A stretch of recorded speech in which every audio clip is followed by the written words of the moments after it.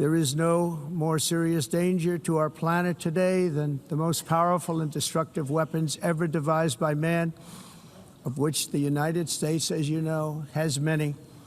Just as I did in my first term, I've made containing these threats a top priority, starting with the nation of Iran. My position is very simple. The world's #1 sponsor of terror can never be allowed to possess the most dangerous weapon. That's why, shortly after taking office, I sent the so-called Supreme Leader a letter making a generous offer. I extended a pledge of full cooperation in exchange for a suspension of Iran's nuclear program. The regime's answer was to continue their constant threats to their neighbors and U.S. interests throughout the region, and some great countries that are right nearby. Today, many of Iran's former military commanders, in fact, I can say almost all of them, are no longer with us. They're dead. And 3 months ago, in Operation Midnight Hammer, 7 American B-2 bombers dropped the 14 30,000-pound each bombs on Iran's key nuclear facilities, totally obliterating everything. No other country on earth could have done what we did. No other country has the equipment to do what we did. We have the greatest weapons on earth. We hate to use them. But we did something that for 22 years people wanted to do.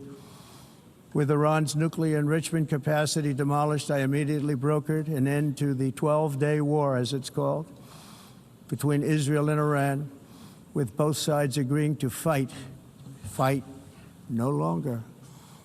As everyone knows, I have also been deeply engaged in seeking a ceasefire in Gaza. Have to get that done. Have to get it done. Unfortunately, Hamas has repeatedly rejected reasonable offers to make peace. We can't forget October 7th, can we? Now, as if to encourage continued conflict, some of this body is seeking to unilaterally recognize a Palestinian state. The rewards would be too great for Hamas terrorists for their atrocities. This would be a reward for these horrible atrocities, including October 7th, even while they refuse to release the hostages or accept a ceasefire. Instead of giving to Hamas and giving so much, because they've taken so much, they have taken so much. This could have been solved so long ago. But instead of giving in to Hamas's ransom demands, those who want peace should be united with one message: release the hostages now. Just release the hostages now. Thank you.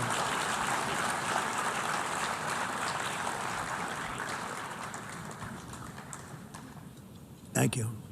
As we have got to come together, and we will come together, got to get it done. We have to stop the war in Gaza immediately. We have to stop it. We have to get it done. We have to negotiate, immediately have to negotiate peace. We got to get the hostages back. We want all 20 back.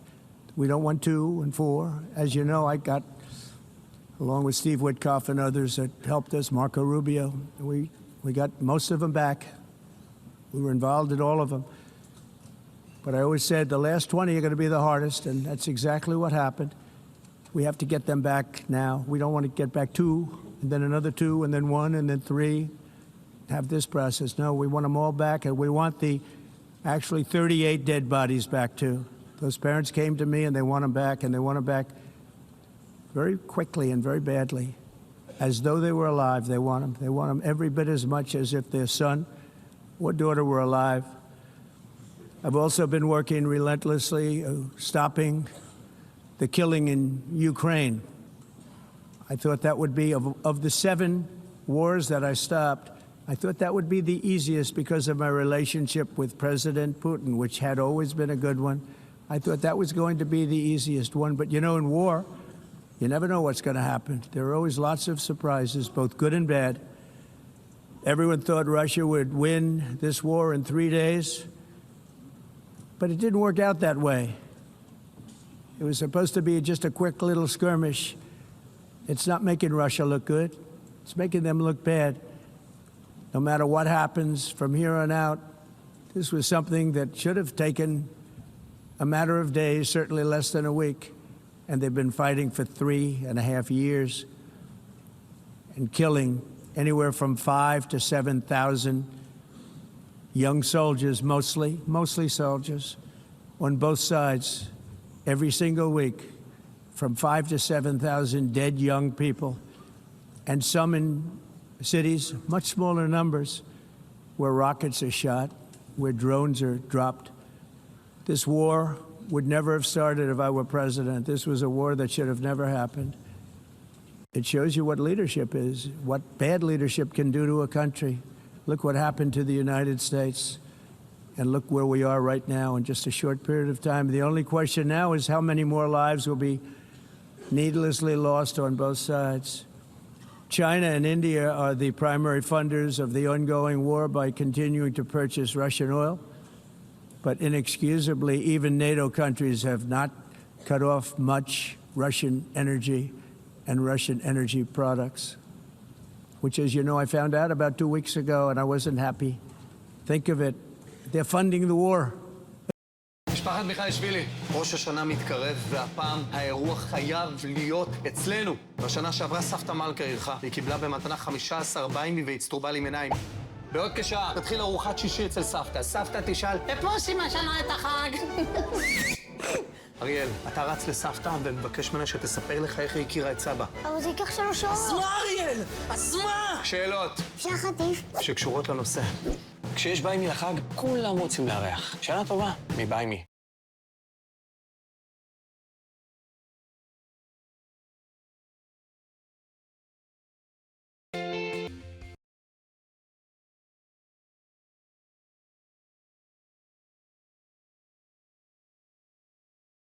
Against themselves. Who the hell ever heard of that one? In the event that Russia is not ready to make a deal to end the war, then the United States is fully prepared to impose a very strong round of powerful tariffs, which would stop the bloodshed, I believe, very quickly. But for those tariffs to be effective, European nations, all of you are gathered here right now, would have to join us in adopting the exact same measures. I mean, you're much closer to this. We have an ocean in between. You're right there. And Europe has to step it up. They can't be doing what they're doing. They're buying oil and gas from Russia while they're fighting Russia. It's embarrassing to them. And it was very embarrassing to them when I found out about it, I can tell you that. They have to immediately cease all energy purchases from Russia. Otherwise, we're all wasting a lot of time. So I'm ready to discuss this. We're going to discuss it today with the European nations, all gathered here. I'm sure they're thrilled to hear me speak about it, but that's the way it is. I like to speak my mind and speak the truth. As we seek to reduce the threat of dangerous weapons today, I'm also calling on every nation to join us in ending the development of biological weapons once and for all. And biological is terrible, and nuclear is even beyond, and we include nuclear in that. We want to have a cessation of the development of nuclear weapons. We know, and I get to view it all the time. Sir, would you like to see? And I look at weapons that are so powerful that we just can't ever use them.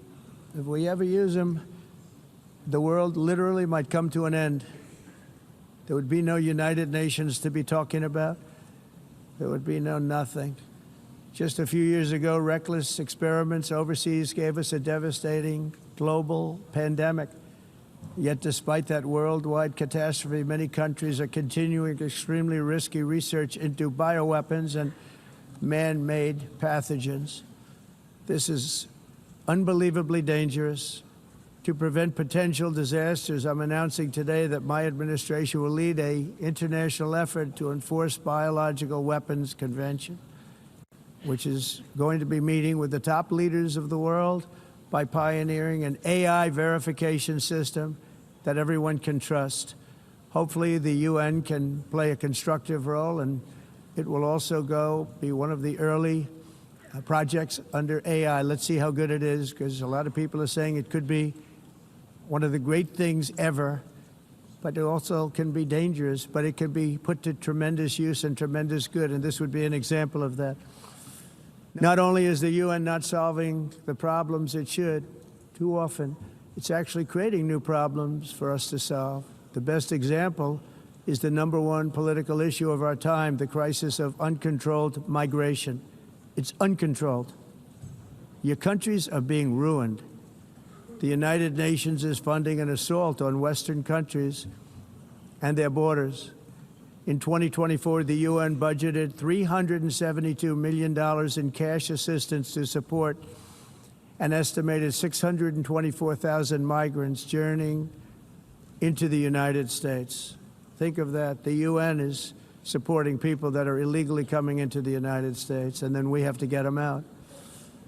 The UN also provided food, shelter, transportation, and debit cards to illegal aliens. Can you believe that? On the way to infiltrate our southern border. Millions of people came through that southern border. Just a year ago, millions and millions of people were pouring in, 25 million altogether over the 4 years of the incompetent Biden administration. And now we have it stopped, totally stopped. In fact, they're not even coming anymore because they know they can't get through. But what took place is totally unacceptable. The UN is supposed to stop invasions, not create them and not finance them.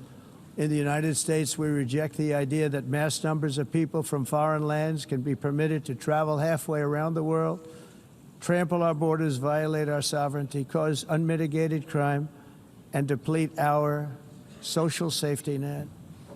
We have reasserted that America belongs to the American people, and I encourage all countries to take their own stand in defense of their citizens as well. You have to do that because I see it. I'm not mentioning names. I see it, and I can call every single one of them out. You're destroying your countries. They're being destroyed. Europe is in serious trouble.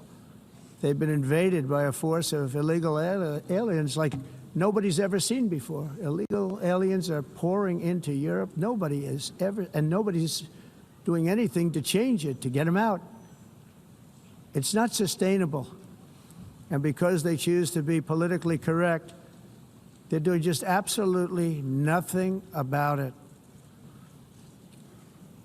And I have to say, I look at London, where you have a terrible mayor, terrible, terrible mayor. And it's been so changed, so changed. Now they want to go to Sharia law. But you're in a different country. You can't do that.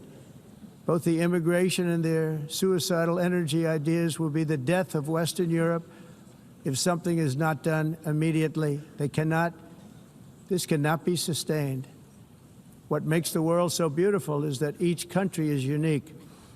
But to stay this way, every sovereign nation must have the right to control their own borders. You have the right to control your borders, as we do now, and to limit the sheer numbers of migrants entering their countries and paid for by the people of that nation that were there and that built that particular nation at the time.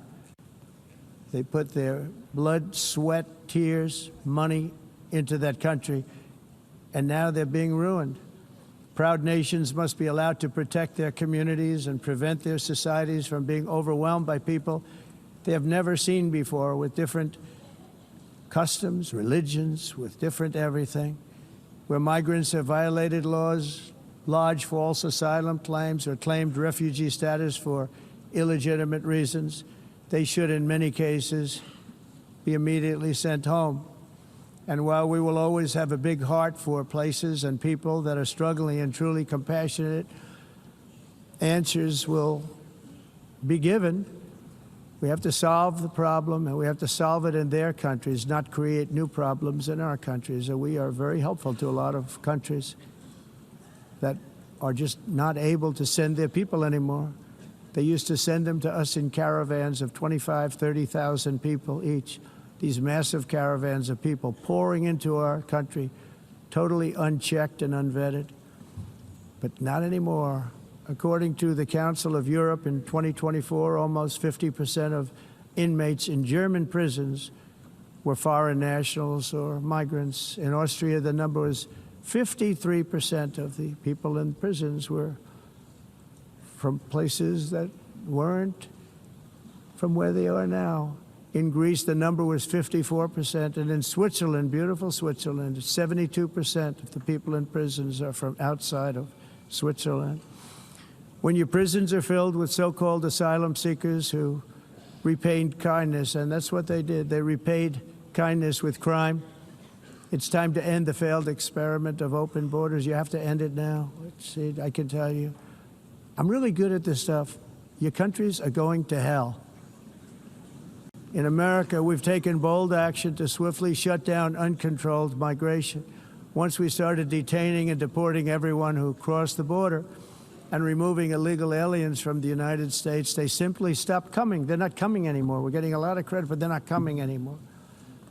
This was a humanitarian act for all involved because on the trips up, thousands of people a week were dying. Women were being raped. Nobody's ever seen anything like it. Raped, horribly beaten, raped. On the trip up, the journey up, it was a long walk. It was a long, arduous journey, indeed.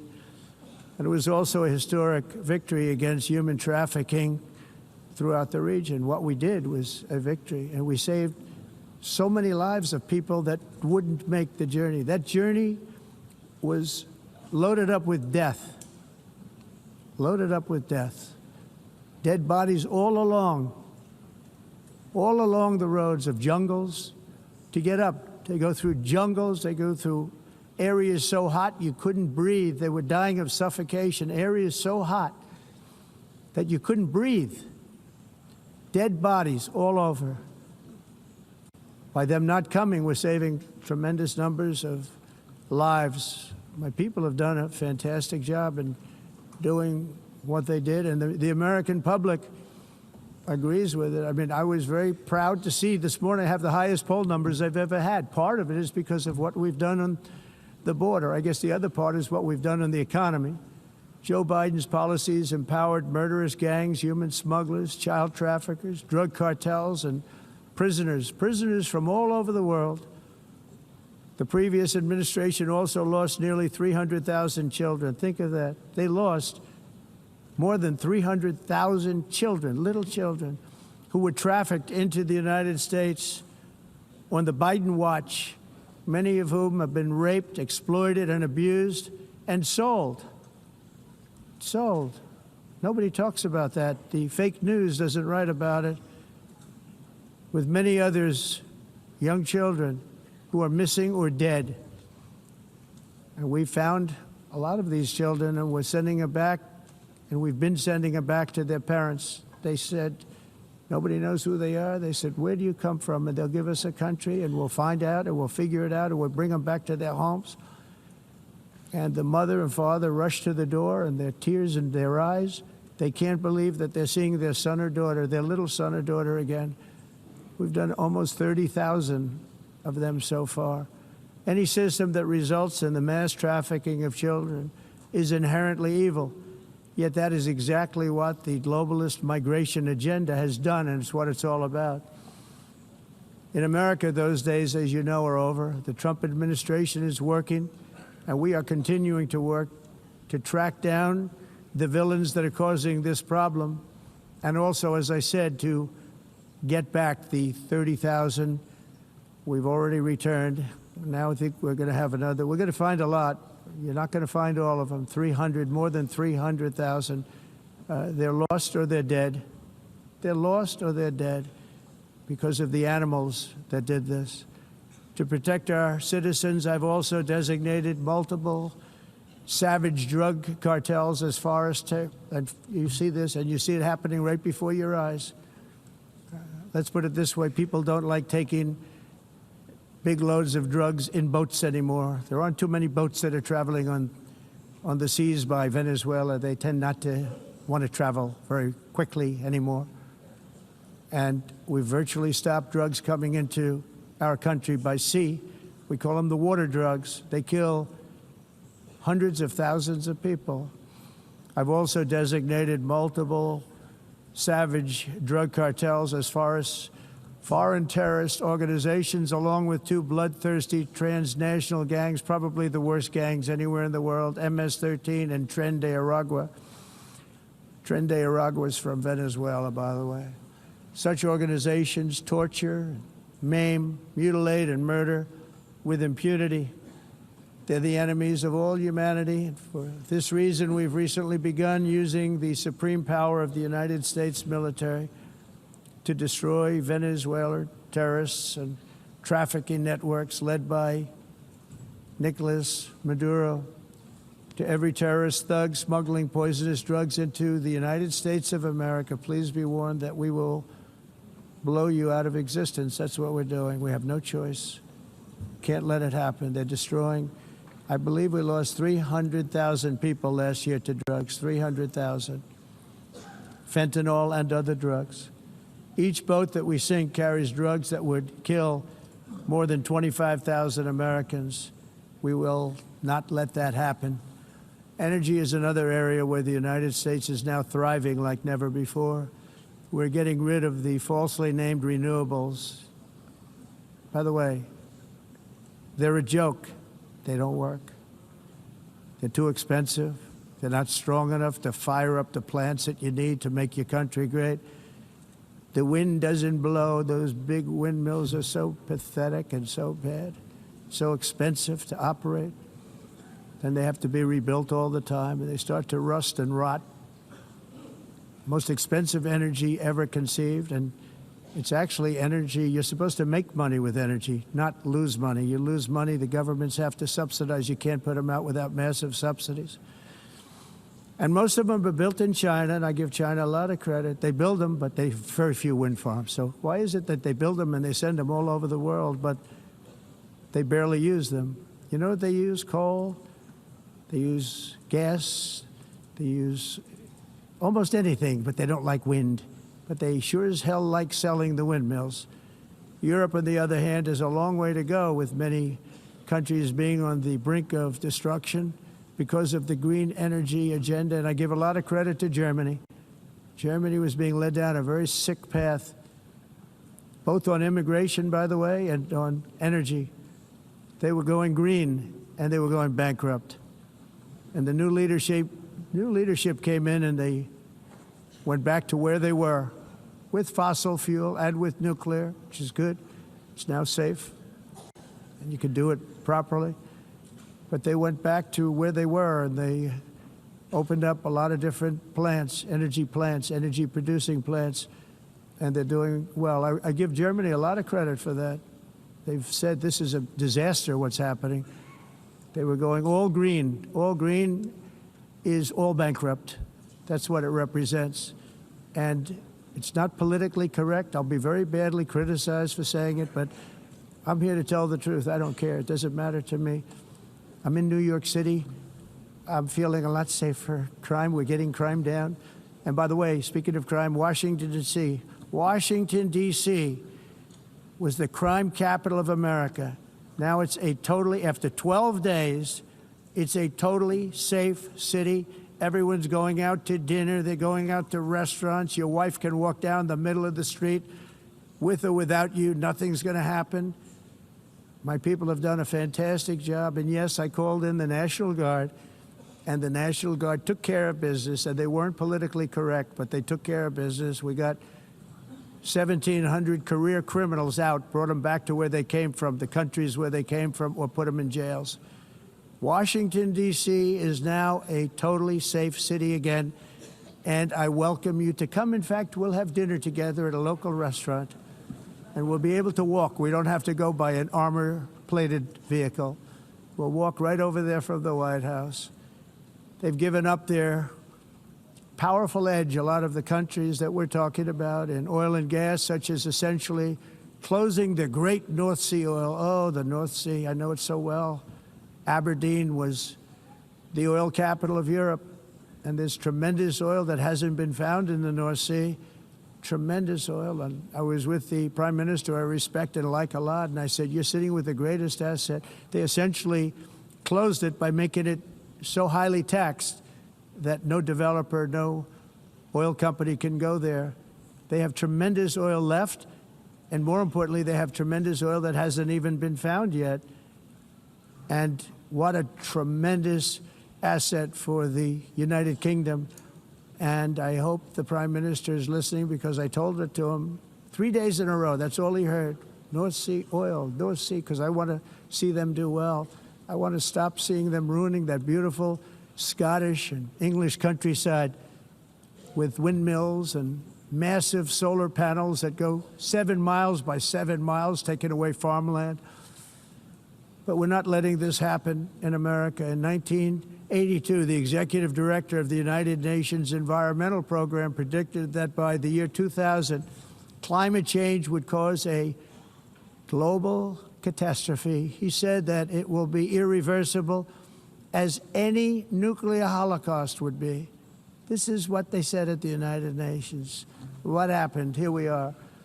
Another UN official stated in 1989 that within a decade, entire nations could be wiped off the map by global warming. Not happening. You know, it used to be global cooling. If you look back years ago in the 1920s and the 1930s, they said, global cooling will kill the world. We have to do something. Then they said global warming will kill the world. But then it started getting cooler, so now they could just call it climate change, because that way they can't miss. It's climate change. Because if it goes higher or lower, whatever the hell happens, there's climate change. It's the greatest con job ever perpetrated on the world, in my opinion. Climate change, no matter what happens, you're involved in that. No more global warming, no more global cooling. All of these predictions made by the United Nations and many others, often for bad reasons, were wrong. They were made by stupid people that have cost their countries fortunes and given those same countries no chance for success. If you don't get away from this green scam, your country is going to fail. And I'm really good at predicting things, you know. They actually said during the campaign, they had a hat, the best-selling hat. Trump was right about everything. And I don't say that in a braggadocious way, but it's true. I've been right about everything. And I'm telling you that if you don't get away from the green energy scam, your country is going to fail. And if you don't stop people that you've never seen before, that you have nothing in common with, your country is going to fail. I'm the President of the United States, but I worry about Europe. I love Europe. I love the people of Europe. And I hate to see it being devastated by energy and immigration. This double-tailed monster destroys everything in its wake, and they cannot let that happen any longer. You're doing it because you want to be nice. You want to be politically correct, and you're destroying your heritage. They must take control strongly and immediately of the unmitigated immigration disaster and the fake energy catastrophe before it's too late. The carbon footprint is a hoax made up by people with evil intentions, and they're heading down a path of total destruction. You know, the carbon footprint was a big, big thing a few years ago. I remember hearing about the carbon footprint, and then President Obama would get into Air Force One, a massive Boeing 747, and not a new one, an old one with old engines that spew everything into the atmosphere. He'd talk about the carbon footprint, we must do so. Then he'd get in and he'd fly from Washington to Hawaii to play a round of golf. And then he'd get back onto that big, beautiful plane and he'd fly back and he'd talk about, again, global warming and the carbon footprint. It's a con job. At extreme cost and expense, Europe reduced its own carbon footprint by 37%. Think of that.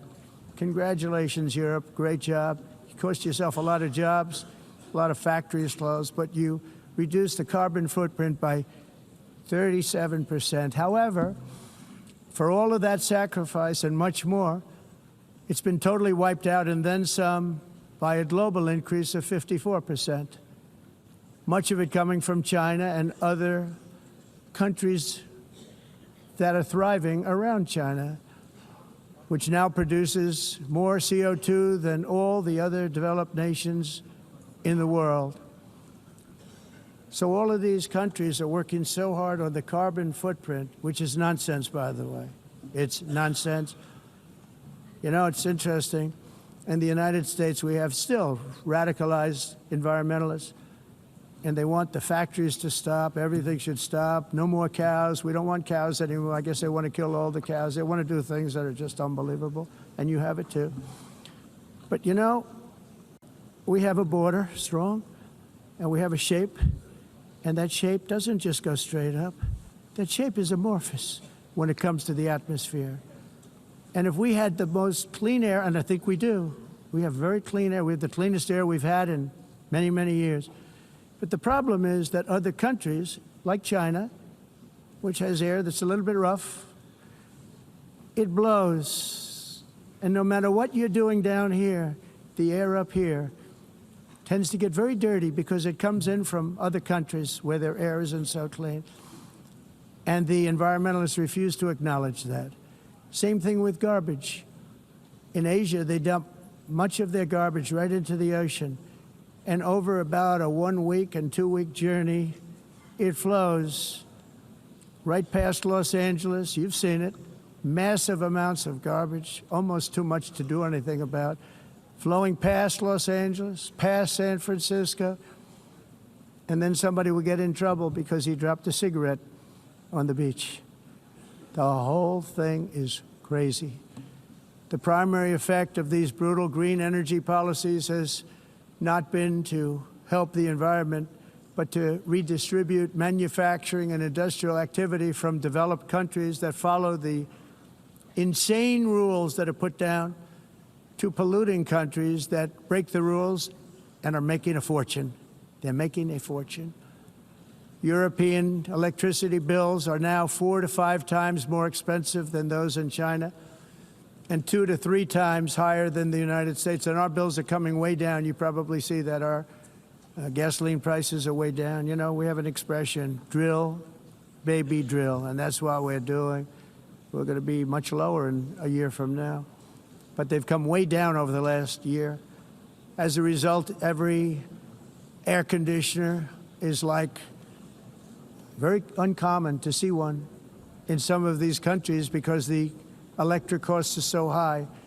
So while the U.S. has approximately 1,300 heat-related deaths annually, that's a lot, Europe loses more than 175,000 people to heat deaths each year because the costs are so expensive you can't turn on an air conditioner. What is that all about? That's not Europe. That's not the Europe that I love and know. All in the name of pretending to stop the global warming hoax. The entire globalist concept of asking successful industrialized nations to inflict pain on themselves and radically disrupt their entire societies must be rejected completely and totally, and it must be immediate. That's why in America I withdrew from the fake Paris Climate Accord, where, by the way, America was paying so much more than every country. Say goodbye to Slack because chat's here and it's inside ClickUp. Everything you need in chat is here, like your DMs and even your channels. But there's a ton more you can do. Chat conversations can lead to so many new ideas, and now you can turn those ideas into action with just a couple of clicks. Any chat message can be turned into a task like magic. Simply select the message you want to turn into a task and click Create Task. You can create the task details manually, or you can create with AI and have the task name, details, and assignees created automatically based off context from the conversation, just like magic. ClickUp Chat is available now. Check it out and thank me later.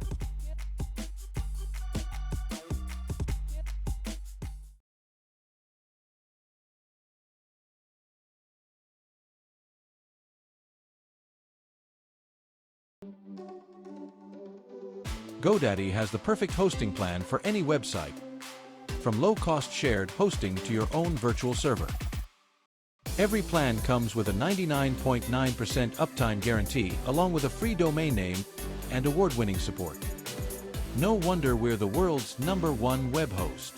Unlock your online potential today with GoDaddy.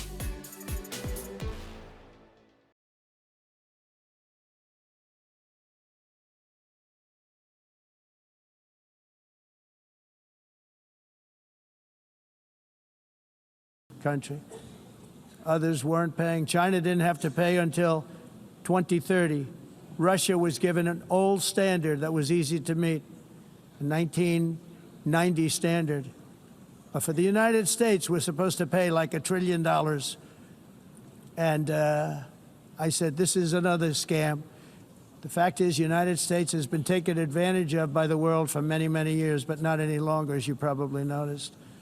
I unleashed massive energy production and signed historic executive orders to hunt for oil, but we don't have to do much hunting because we have the most oil of any nation anywhere, oil and gas in the world. And if you add coal, we have the most of any nation in the world. Clean, I call it clean, beautiful coal. You can do things today with coal that you couldn't have done 10 years ago, 15 years. So I have a little standing order in the White House. Never use the word coal, only use the words clean, beautiful coal. Sounds much better, doesn't it? But we stand ready to provide any country with abundant, affordable energy supplies if you need them, when most of you do. We're proudly exporting energy all over the world. We're now the largest exporter. In the United States, we want trade and robust commerce with all nations, everybody. We want to help nations. We're going to help nations. But it must also be fair and reciprocal. The challenge with trade is much the same with climate. The countries that followed the rules, all their factories have been plundered. It's really sad to watch. They've been broken. They've been broken by countries that broke the rules. That's why the United States is now applying tariffs to other countries, and much as these tariffs were for many years applied to us, uncontrollably applied to us. We've used tariffs as a defense mechanism under the Trump administration, including my first term, where hundreds of billions of dollars in tariffs were taken in. And by the way, we had the lowest inflation, and now we have very low inflation. The only thing different is that we have hundreds of billions of dollars flowing into our country. But this is how we will ensure that the system works for everyone and is sustainable into the future. We're also using tariffs to defend our sovereignty and security throughout the world, including against nations that have taken advantage of former U.S. administrations for decades, including the most corrupt, incompetent administration in history, the sleepy Joe Biden administration.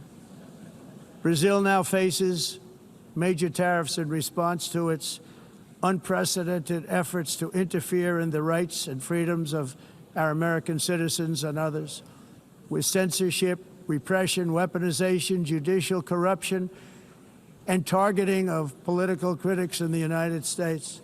I have a little problem saying this because I must tell you, I was walking in and the leader of Brazil was walking out.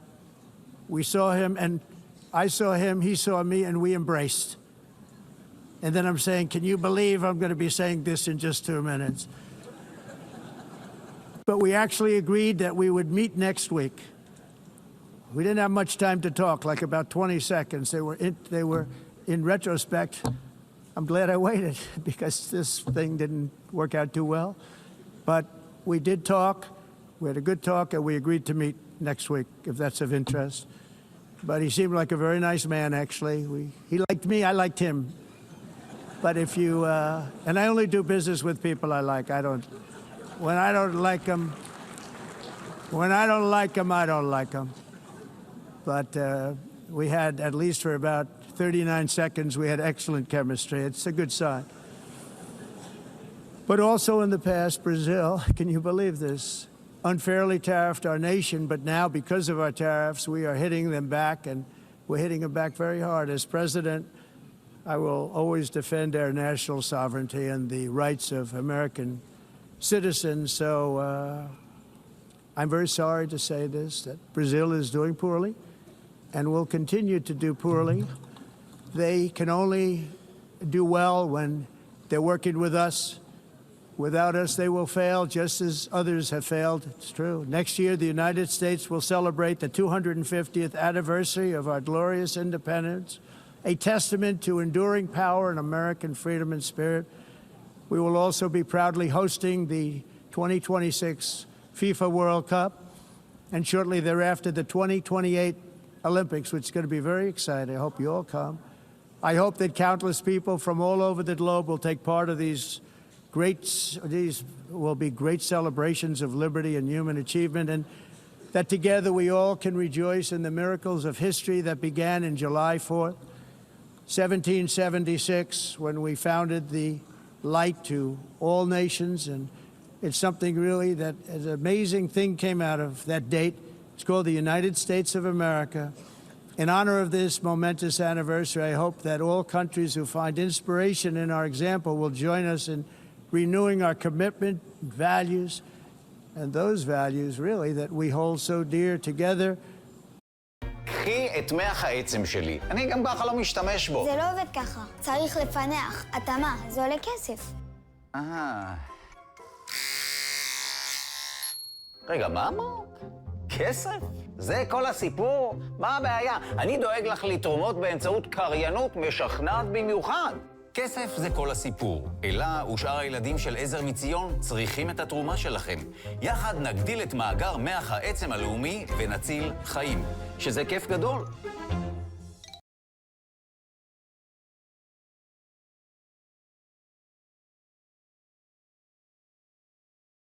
כשמחפשים בית חדש, תחפשו מי הכי מתגמש בשבילכם. 5 חדרים, אולי 6?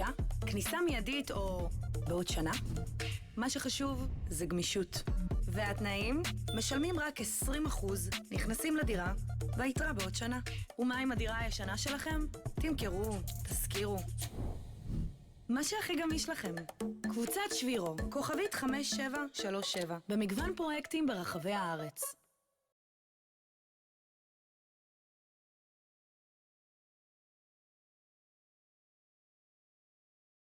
Let us defend free speech and free expression. Let us protect religious liberty, including for the most persecuted religion on the planet today. It's called Christianity.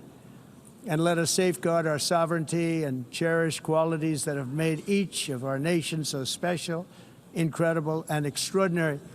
In closing, I just want to repeat that immigration and the high cost of so-called green renewable energy is destroying a large part of the free world and a large part of our planet.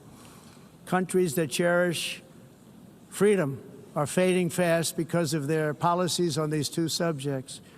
You need strong borders and traditional energy sources if you are going to be great again.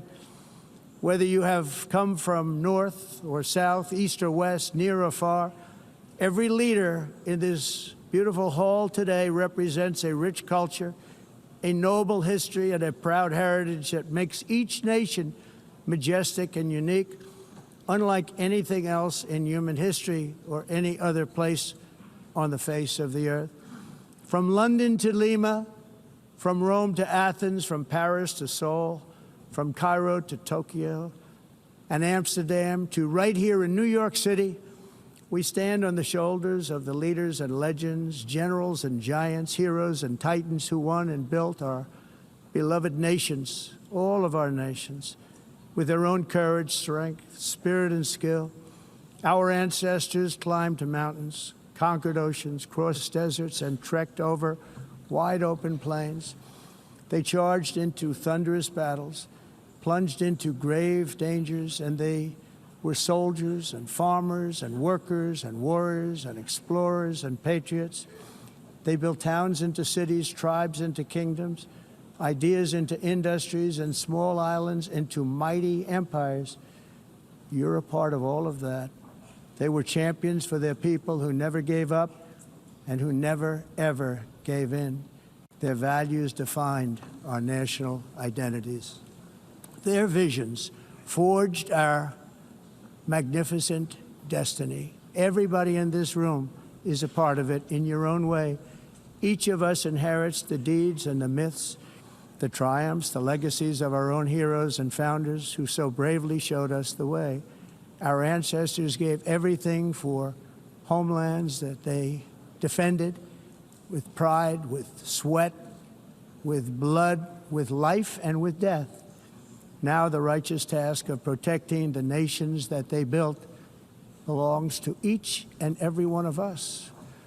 So together, let us uphold our sacred duty to our people and to our citizens. Let us protect their borders, ensure their safety, preserve their cultures, treasure, and traditions, and fight for their precious dreams and their cherished freedoms.